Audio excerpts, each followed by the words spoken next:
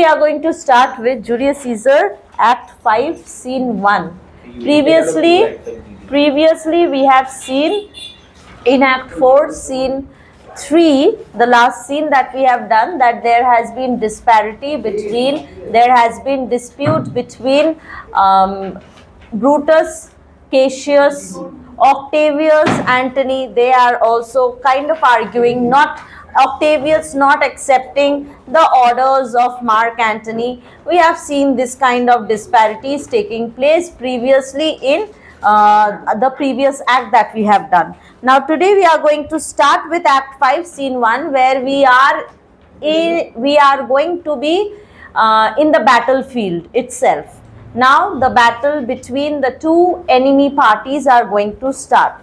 Now if you remember very well, in the last scenes we have done, Cassius, Brutus has asked Cassius that whether it is favorable for them to move up to Philippi or they should stay back at Sardis.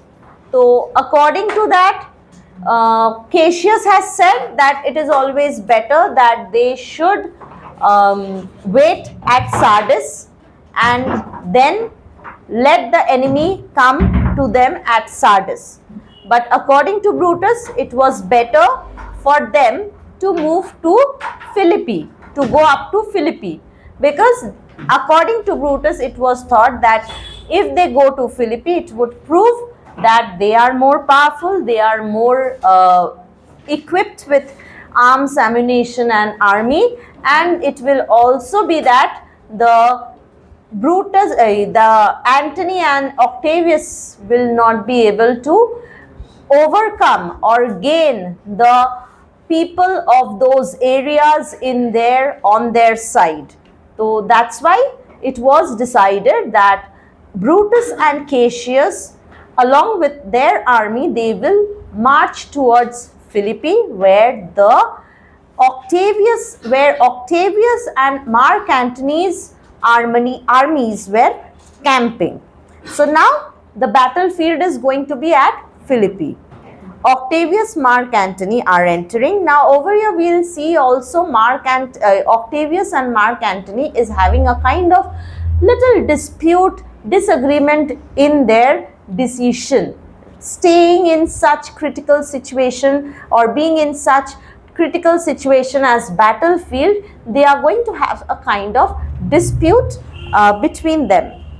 Octavius: now Antony, our hopes are answered. You said the enemy would not come down, but keep the hills and upper regions. So Octavius is kind of blaming Mark Antony that Antony, our prayers or our hopes, our wish and desired have been fulfilled. Our answered means fulfilled. You said the enemies would not come down.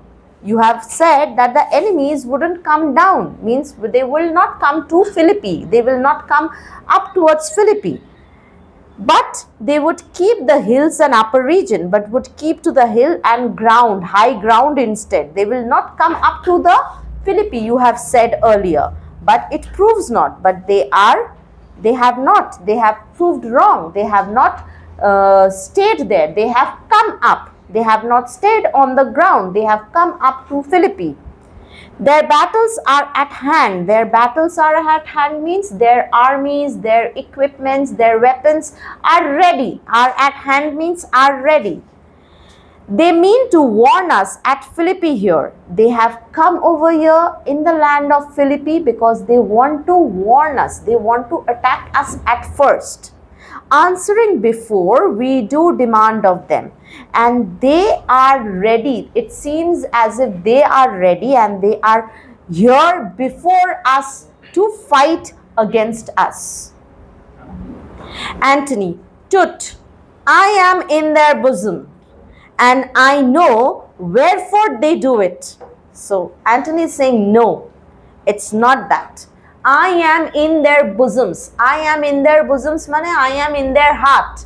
I am in their heart means I know their secret thoughts. I know their plan. I can understand what plan they have done.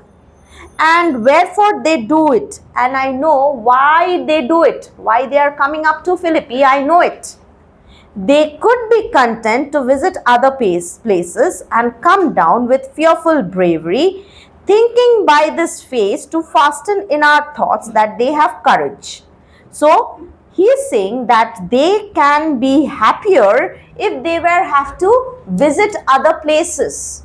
But since they have to come over here and fight with us over here in Philippi, they are trying to show their false bravery. They are actually not brave enough. They are actually not courageous enough. They are actually not so valiant as well. But they are trying to show off to us that they are very courageous. They are ready to fight. They will fight to such an extent that they will defeat us. They are trying to show it to us. They are trying to show off it to us. So that's why he is saying that with fearful bravery, with fearful bravery, but it's fearful, okay?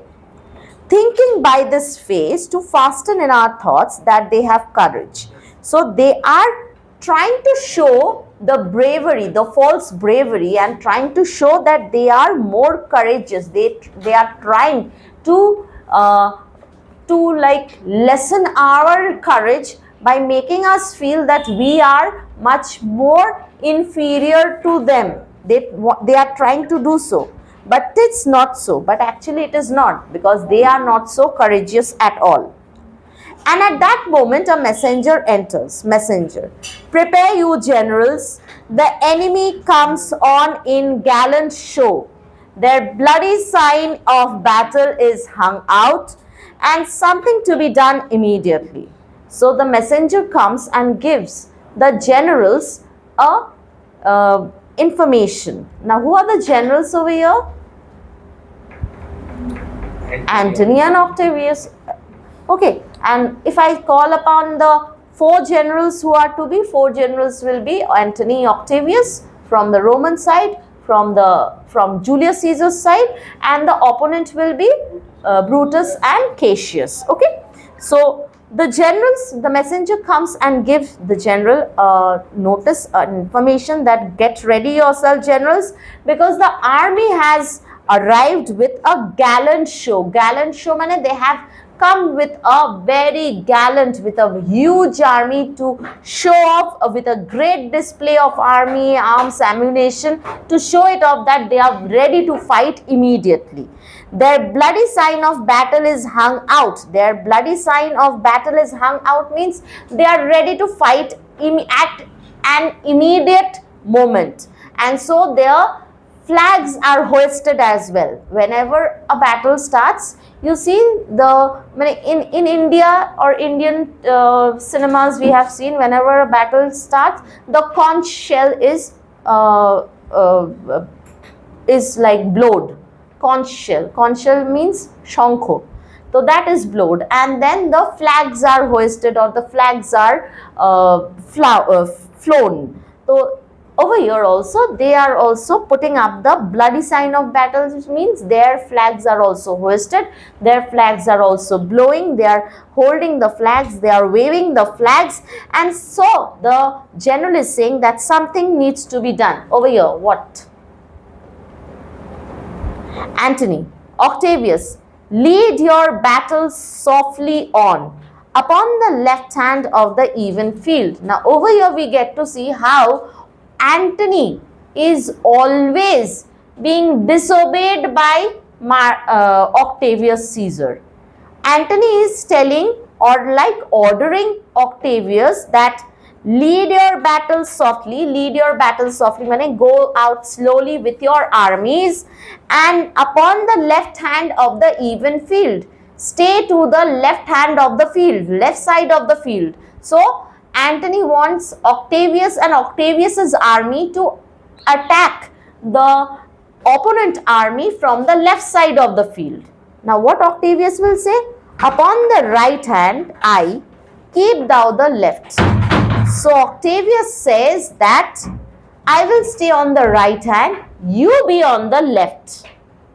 Antony now says, Why do you cross me in this exigent?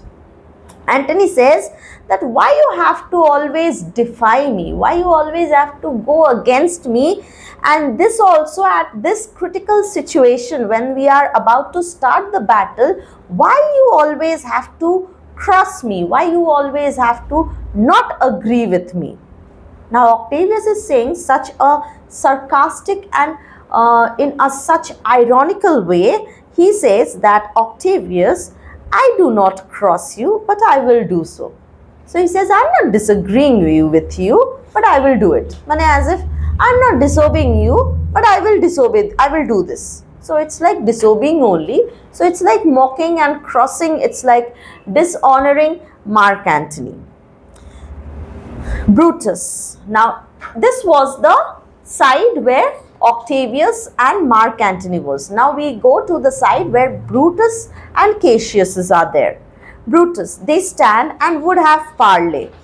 Brutus is seeing that the enemies, that is Octavius's army, Mark Antony's army, are standing at a distance. They are not approaching towards them. So that's why he says they stand and would have parley. So Brutus says that they have not advanced towards us, they have not come towards us. That means they want to have a talk.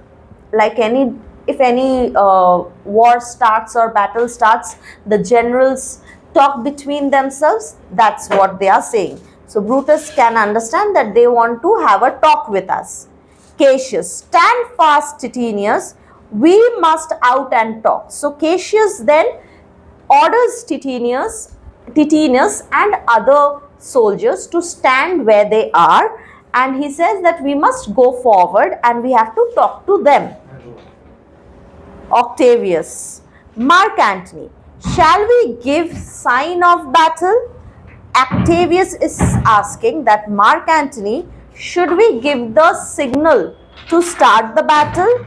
Antony, no, Caesar, we will answer on their charge.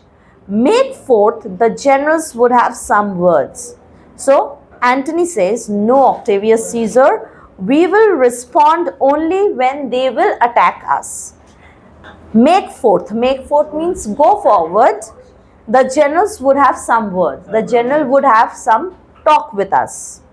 Octavius to his army, stir not until the signal. So Octavius is saying to his army, don't move until the signal is given. Brutus, words before blows.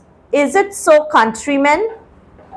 So Brutus is saying to Octavius and Mark Antony, they have moved towards the Mark Antony and Octavius Caesar, and Brutus is asking, word before blows. Is it so, countrymen? So Brutus says that you want to have words before fighting, right? Is it that, countrymen, Roman? Octavius, not that we love words better as you do. So Octavius is saying that it's not that, we prefer words to fighting as you do. Brutus, good words are better than bad strokes. Octavius, now over here, Brutus is mocking at Octavius and he says that good words are always better than useless, worthless strokes that are made in fighting. Why he says this to Octavius? Because Octavius is the most youngest among them as a general to be, and he is also a youngest soldier as well over there. Okay. Antony, in your bad strokes, Brutus, you give good words. Witness the hole you made in Caesar's heart, crying, long live, hail Caesar. So Antony is saying that Brutus, in your bad strokes means the treacherous, the very treacherous, very brutal strokes that you have made. Now stroke over here means the wound that he had created on Julius Caesar's body. Antony is trying to mention to it that Brutus, the bad stroke that you have made, and then you give good words. After making bad strokes, you give good words as well. Witness. Witness means for an example, the hole you made in Caesar's heart. The hole you made in Caesar's heart means the stab, the wound that you have created in Julius Caesar's death. You have assassinated him. You have been a part of it. You have been there. You have created the wound on Julius Caesar's body. Because we know that the wounds given by other conspirators were still endured by Julius Caesar. But when at last he saw that that Brutus stabbed him, he couldn't endure that and he succumbed to death immediately. So that's why he says that your strokes are bad and then you give good words.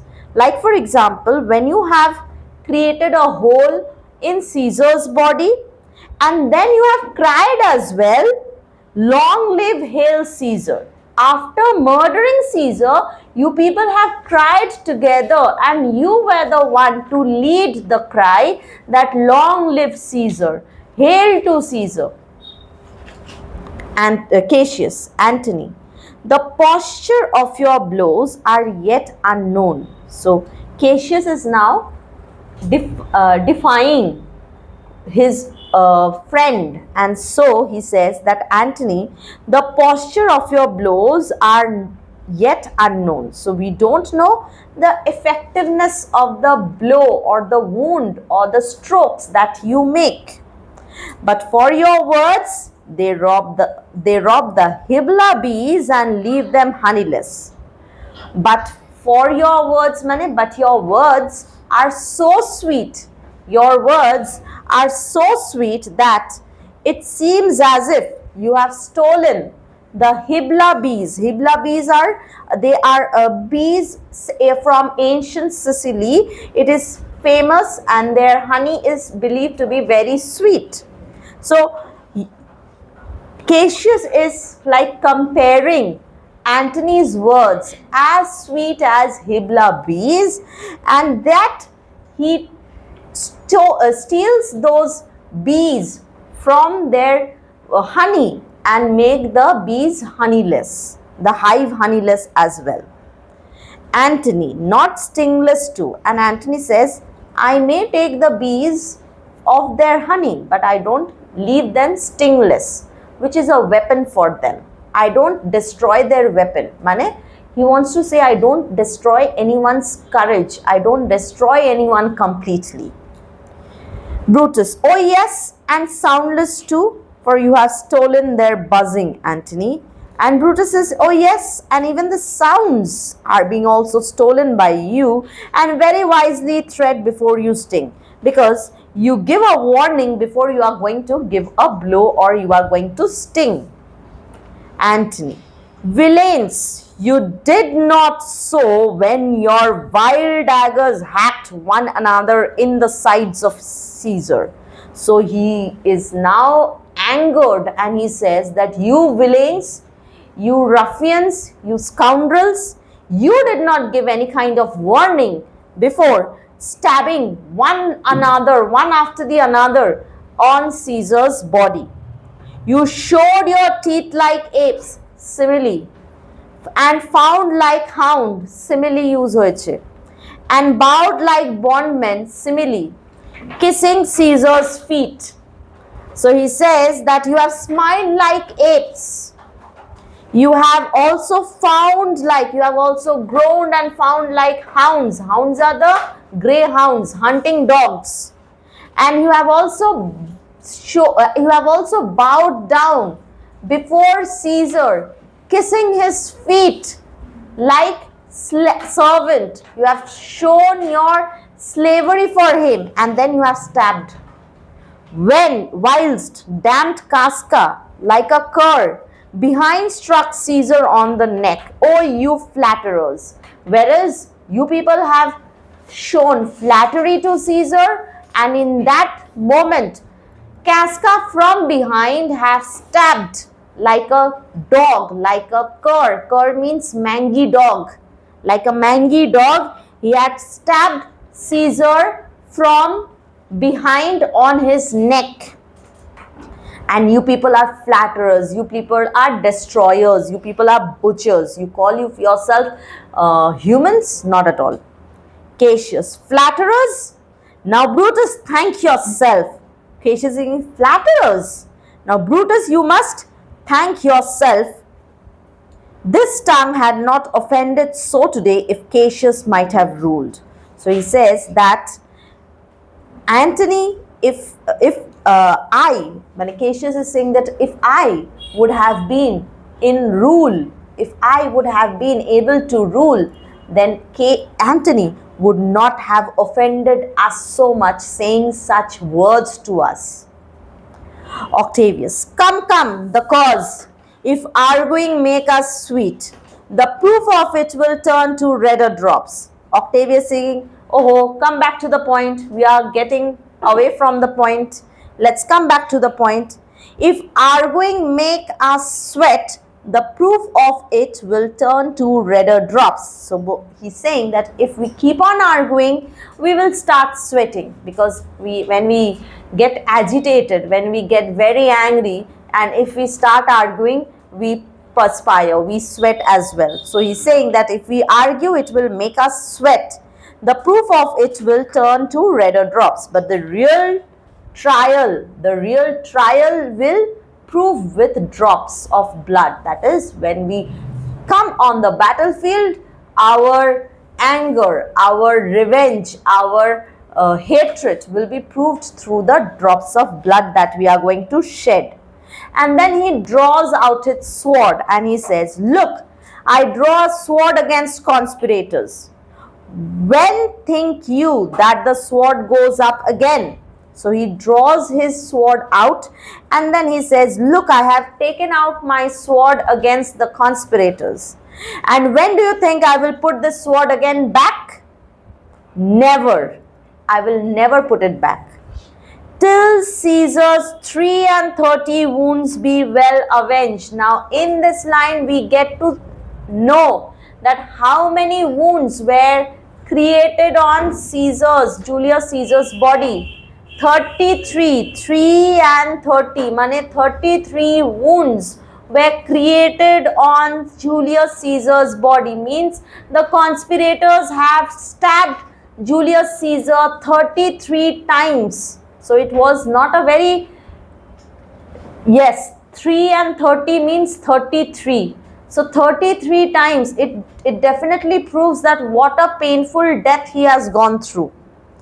So he says that never I will, Caesar is saying that I will never put back the sword until and unless I have taken full revenge of those 33 wounds.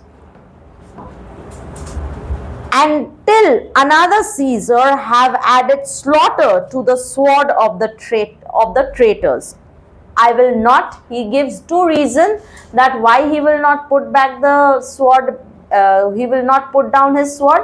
First reason is given that until and unless 33 wounds of Julius Caesar's body is well revenged, he will not put back the sword. This is the first reason he gives. The second reason that he gives is that until and unless the traitors, the conspirators, again kill another Caesar. Another Caesar is he himself, because he is Octavius Caesar. Until and unless the traitors, the conspirators kill another Caesar with their sword, he will not put back the sword, or he will not put down the sword. Brutus, Caesar, thou canst not die by traitors' hand unless thou bringest them with thee. So Brutus is saying, Octavius Caesar, thou canst not die by traitors' hand unless thou bringest them with thee. So he says that the only way you will die by a traitor's hand is if you have some mutinous soldier in your army. Mutinous soldier means if you have some betrayed soldier in your army, then only you will die with your traitor's hand. Otherwise, you will not. Octavius. So I hope I was not born to die on Brutus's sword. So he says that I also hope you are right, because I was not born to die on your sword at all. So your sword means on traitor's sword, he is trying to say. Brutus, oh, if thou wert the noblest of thy strain, young man, thou couldst not die more honorable. So Brutus is saying that, oh young man, if you have been the noblest of your family, if you have been the noblest descendant of your family, then I can say this, if you have died on my sword, it would have been the most honorable death.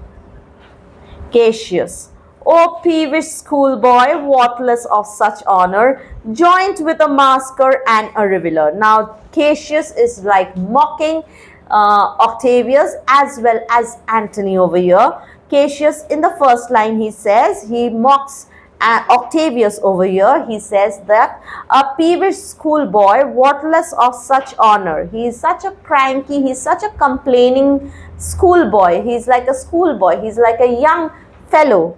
He is always complaining, and he is so not worthy of such honor to die in under your sword.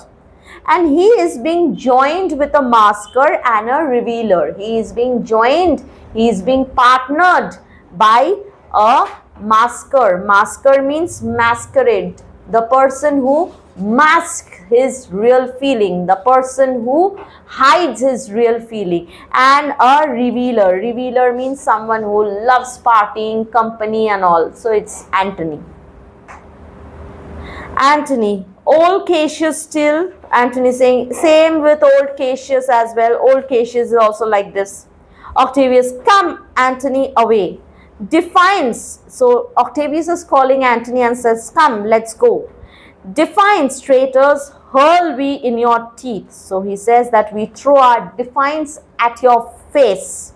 If you dare fight today, come to the field. If not, when you have stomach. So he says that if you dare to fight today, come to the battlefield. And if not, if you dare not, then come when you have your stomach. Stomach means stomach is related to our gut health. Now doctor said keep your gut health good. Gut health means stomach good, liver good, keep your liver functioning good. So over here, stomach means when you have your gut, come to the battlefield, otherwise don't. And then Octavius and Antony goes to their army. Cassius, why now? Why now? Blow wind, swell below, and swim bar. The storm is up and all is on hazard. So Cassius is saying that let the wind blow fiercely, let the waves swell up, and so may the ship float where it shall float as well, because the storm has arisen and everything is at risk. Brutus, ho Lucilius, hark, a word with you. Then Brutus calls Lucilius to speak some words separately. Lucilius, my lord, he says, yes, my lord, I am coming. And then they go away and talk separately. Cassius, Messala. Cassius calls Messala. Messala, what says my general? Messala is saying, what do you want to say, my general? Cassius, Messala, this is my birthday, as this very day was Caesar born. So the day when the battle is starting, it is the birthday of Caesar. Give me thy hand, Messala. Be thou my witness that against my will, as Pompey was, I am compelled to set upon one battle all our liberties.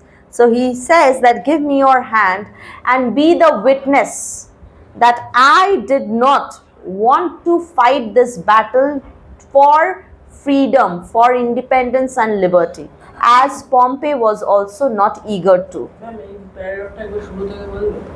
Messala, this is my birthday, as this very day was Cassius born.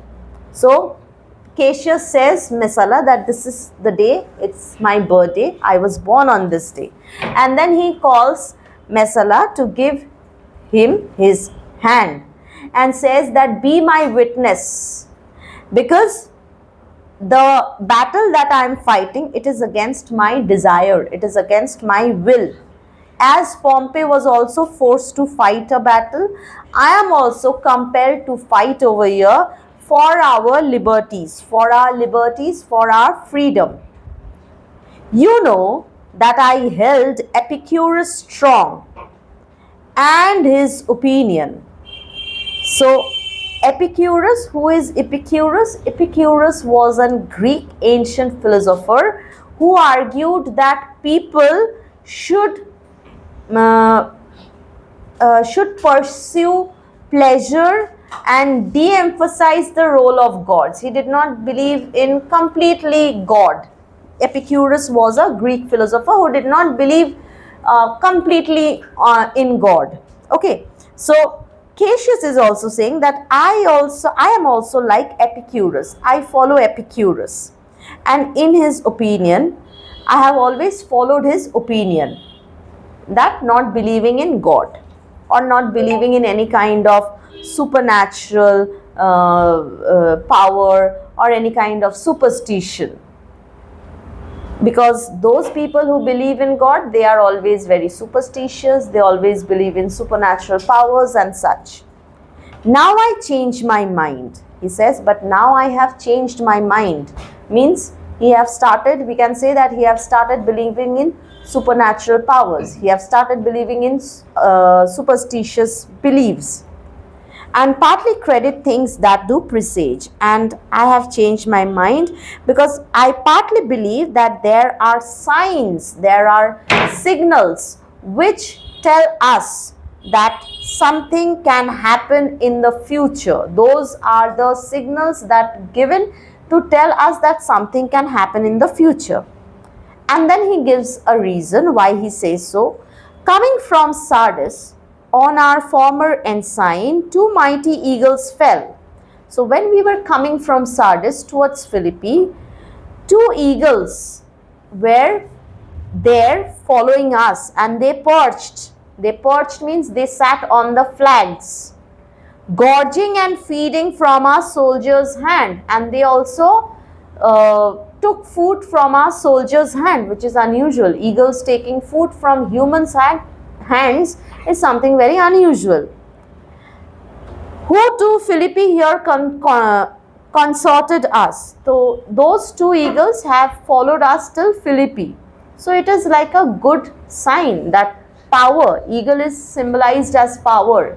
Eagle is symbolized as good sign that if anything you are about to do, if you see kind of eagle, or if eagle is there, it is believed that you are going to win it, or you are going to overcome those struggle or whatever.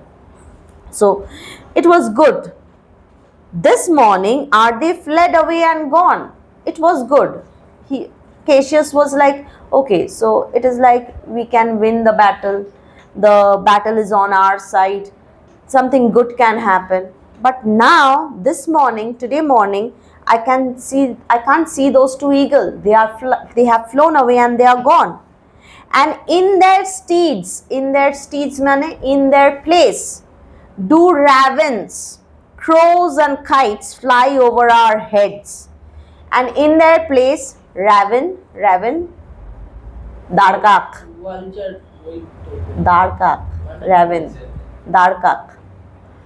crows and kites, they are flying over our head and downward look on us as we were sickly prey. Prey means hunting element.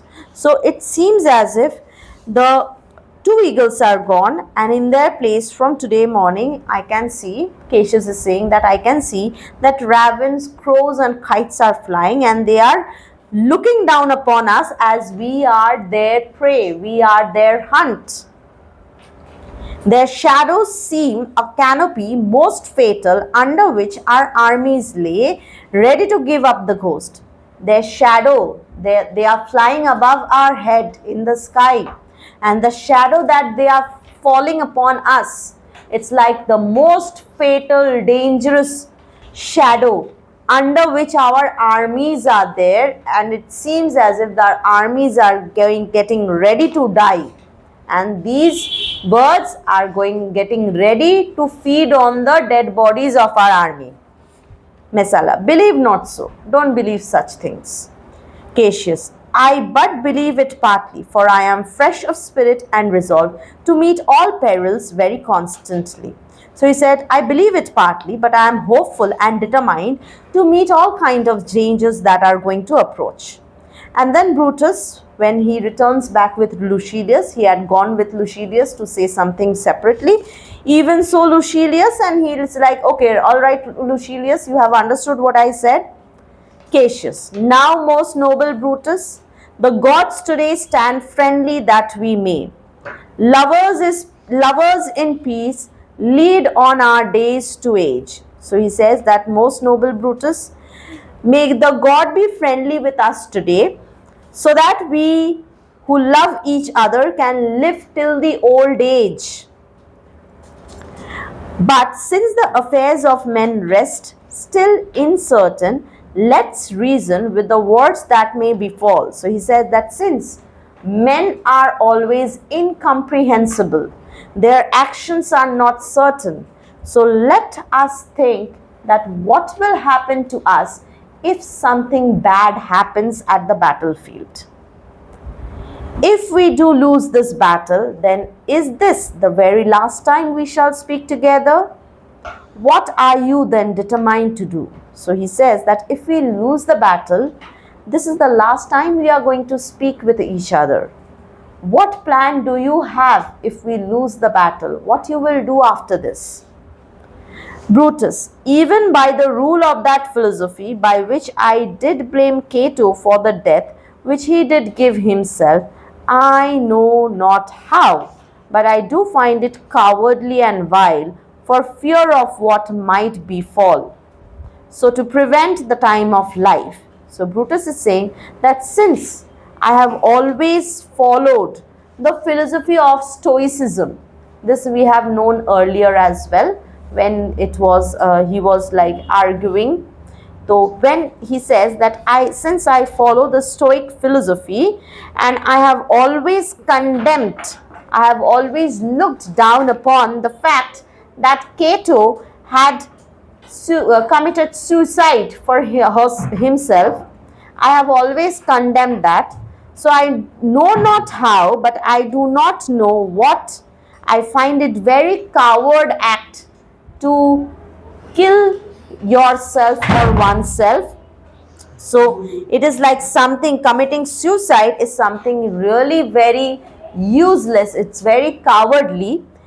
But I will, arming myself with patience to stay the providence of some high powers to govern earth below. But I will be patient, I will stay patient and wait what the gods have decided for ourselves. Cassius, then if we lose this battle, we are contented to be held in triumph through the streets. You are contented to be led in triumph through the streets of Rome. So Cassius says that if we lose this battle, will you be willing to be led, to be tied up in chain, and you will be taken through the streets of Rome, bound in chain? Do you wish to do so? Brutus, no. Cassius, no, not at all, never. I can never go to Rome as a bondman, taken up in chain. Think not, thou noble Roman, that ever Brutus will go bound to Rome. So you can never think that Brutus will enter Rome in chained condition. He bears too great a mind, but this same day must end the work the Ides of March began. So I am too great, he bears too great a mind means he says that I have too great, I think it in a greater way. I don't think that I will be taken as bondman or as slave to Rome. But I have decided that what we have started on the Ides of March, that must be ended today. That must come to an end today. And whether we shall meet again, I know not. Therefore our everlasting farewell take. And I do not know whether we will meet again or not, but this is my farewell that I give today. Whether I die or after death, definitely I will not be able to meet with you. So this is going to be the last meeting before if we die or if we lose the battle. Forever and forever farewell, Cassius. If we do meet again, why we shall smile? If not, why then this parting was well made. So he says that farewell forever. This is the eternal farewell that I am giving to you, Cassius. If we meet, definitely we will smile at each other. And if we do not meet, this will be our last conversation. And this conversation, we had a well conversation with us ourselves. Cassius, forever, forever farewell, Brutus. If we do meet again, we'll smile indeed. If not, 'tis true, this parting was well made. So Cassius says, yes, farewell, goodbye forever, Brutus. Yes, if we meet, we'll definitely smile, and if we not, this is going to be the best goodbye that we would have said to each other. Brutus, why then lead on? Oh, that a man might know the end of this business ere it come. So, okay, then lead on.